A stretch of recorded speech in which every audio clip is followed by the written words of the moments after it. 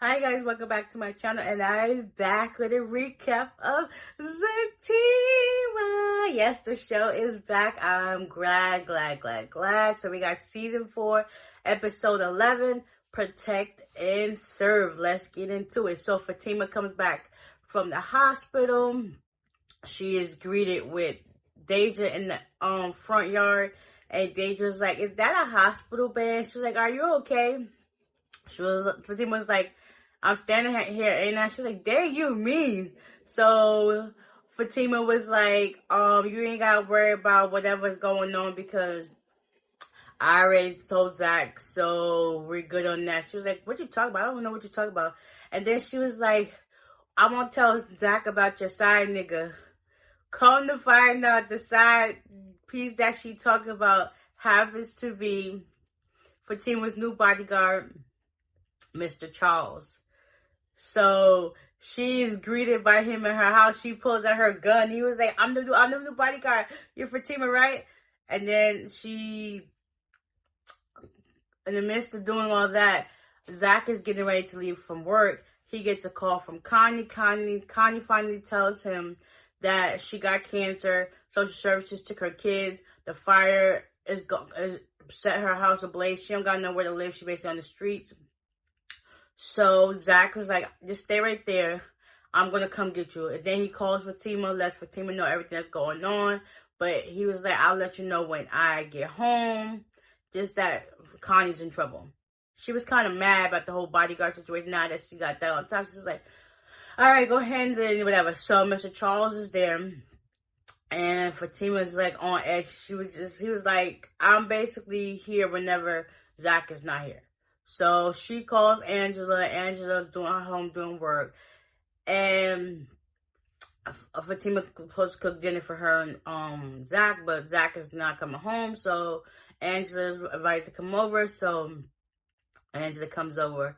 It's funny how she said, "I'm going to get dressed." But mind you, the next scene, she still had the same clothes on.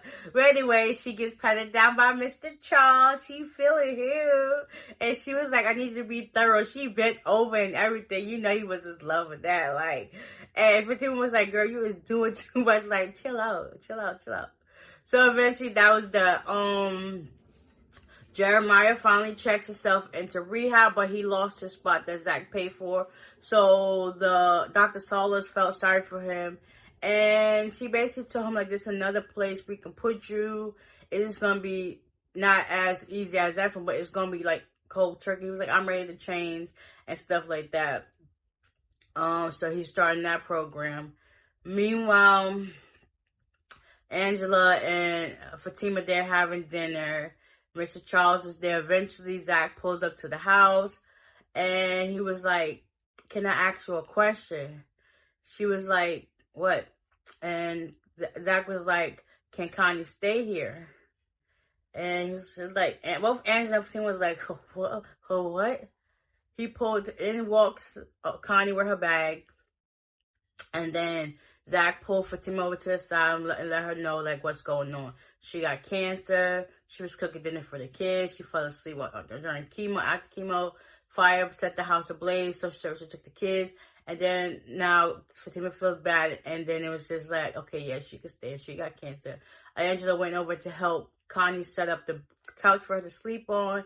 And she seen the port outline on her chest. And she was like, "Yeah, you got it bad," or something like that. And she was like, "Huh, what do you mean?" "Yeah, cancer can do a lot." Like, she was like, "What do you mean? I seen the port on your chest." So she pointed for her. She was like, "Listen, my aunt, you fighting a good fight. My aunt beat cancer 5 years ago." She was like, "Really?" So that basically when you hear somebody or somebody you know similar going through something similar, it's easy to adapt, let your walls down, and just like be nice to be vulnerable, because it's a lot to deal with on a daily basis. So it was like kind of like nice to have some fresh ears hearing the side of the story. So Angela's like, "For the time being, let's call a truce. I'll back off a little bit," and stuff like that. And then Connie was like, "Yeah, thank you."